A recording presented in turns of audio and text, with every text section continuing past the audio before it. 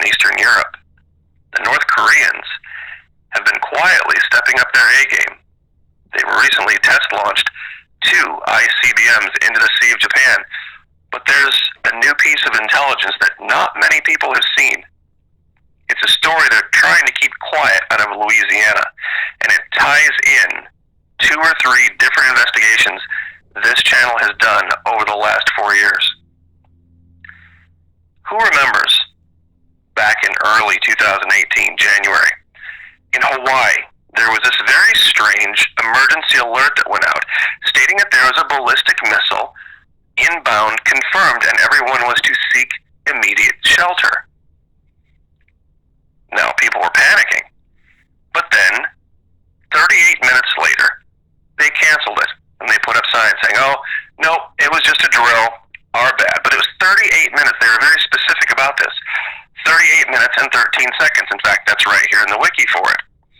On the morning of Saturday, 13 January 2018, a ballistic missile alert was accidentally issued via the EAS and wireless emergency alert system over television, radio, and cell phones in the U.S. state of Hawaii. 38 minutes and 13 seconds later, state officials blamed a miscommunication during a drill.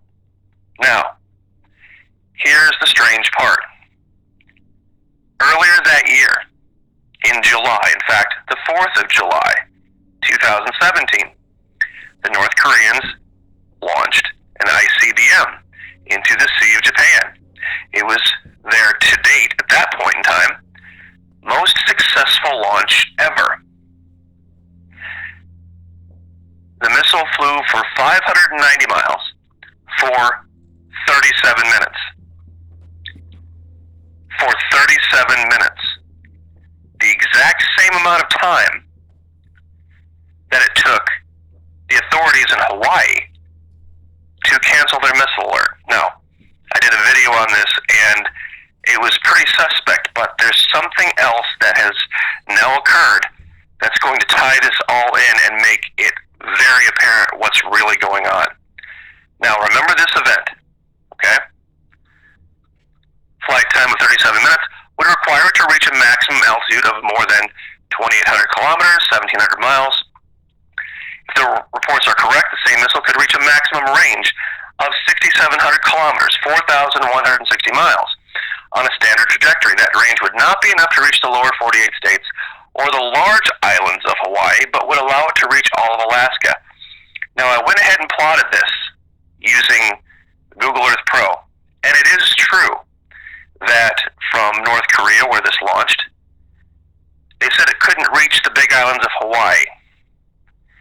This is how much the distance would miss by. Not very much. Not very much, but there's something more. There's something more that is actually tied to the USS Fitzgerald investigation, and you guys are going to want to see this. Who remembers, also, 9 October 2020, there was a channel, the Chents, who was tracking Hurricane Delta at that time, and picked up some very strange flashes that occurred in the shortwave over the southern United States. One was here in the panhandle of Florida, went up to Tennessee. The second one was, hold on, here in Louisiana and went up to Oklahoma. Now, when we put all these together and we plotted them on a map, it came up to the 138th Fighter Wing in Tulsa, the 118th Air Intelligence Wing in Nashville, the 53rd Weapons Evaluation Group at Eglin, and a little-known NASA facility at Lake Charles. That's where Jennifer Veterans for Truth lives, by the way, called Chenault Field. It was very odd, but also the two flashes were identical in distance, 440 miles, roughly. Now then we all started to see reports of mega flashes of lightning all across the United States and South America that were roughly about this same distance. Texas, Mississippi, even in Argentina. These two mega flashes of lightning. I thought it was very strange. Now, I know this is a lot to put together. We've got the mega flashes, we've got the missile tests in Korea, the USS Fitzgerald. Who remembers this bunk story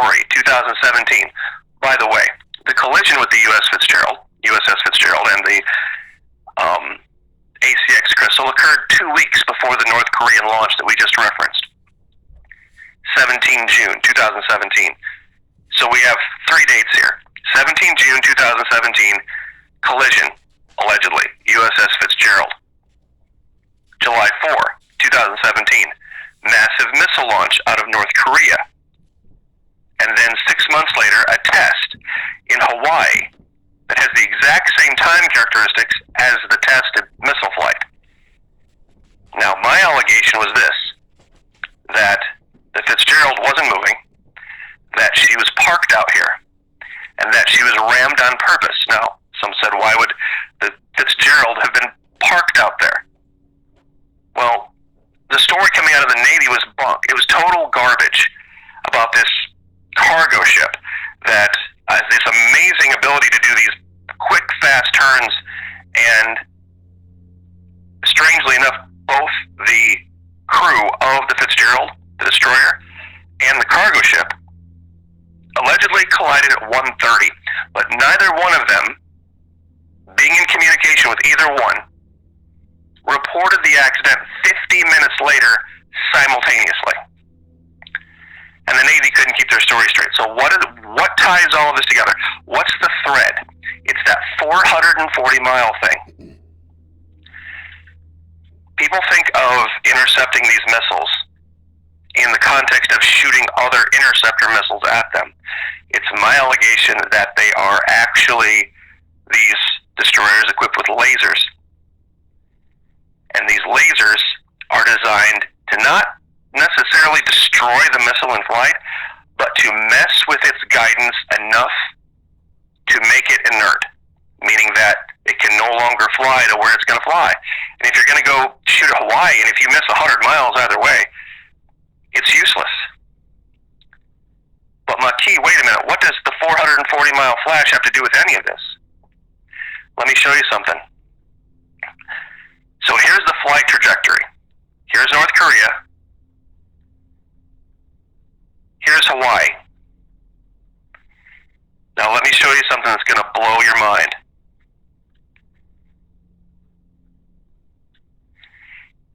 Here's where the Fitzgerald was. Here's where it got hit. Guess how far it is from where the Fitzgerald got hit to the flight path of that missile. 440 miles. I'll go ahead and measure for you.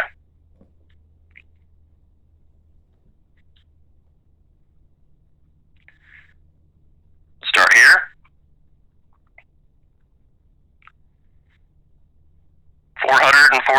445 miles.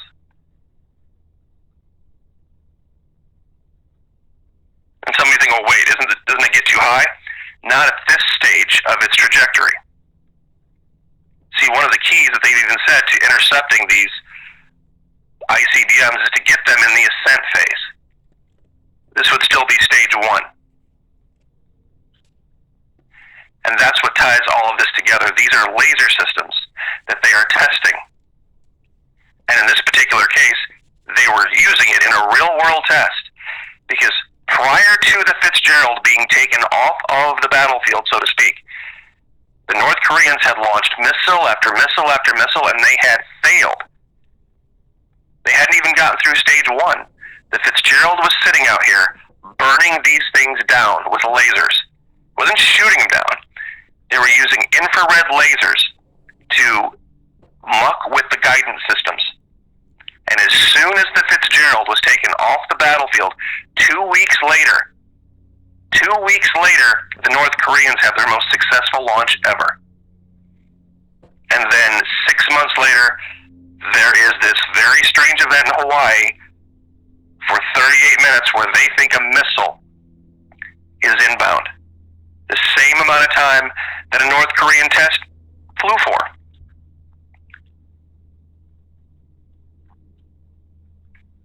This is what they've been doing.